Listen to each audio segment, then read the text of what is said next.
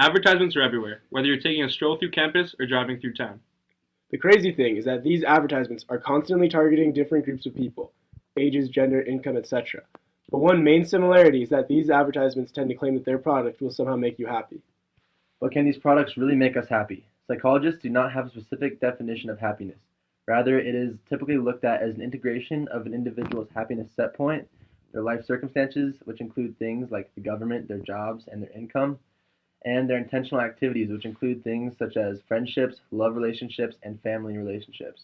So is snagging a burger from McDonald's, buying a brand new car, getting the newest iPhone, or buying the newest clothes actually contributing to our happiness? These things don't make us happy. In fact, studies have shown that happiness goes much deeper than material objects. Happiness is basically a complicated interaction between different aspects of our lives. What about money? You can't frown with seven figures in your bank account, right? Actually, that's also wrong. Research has shown that people who win the lottery and people who become paralyzed report the same level of happiness 1 year after the incident. Crazy, right? Okay, so we know that buying things can actually make us happy. So what other tricks do advertisers have up their sleeves? Yeah, I've heard about subliminal messages that are buried within advertisements.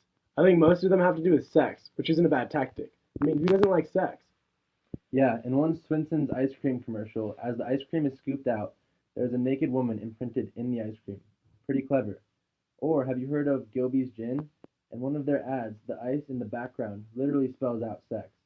Even on the 50 rupee note, which is the Seychelles currency equivalent to the $50 bill, sex is spelled out in the palm trees in the background, possibly to attract more tourists to visit the islands.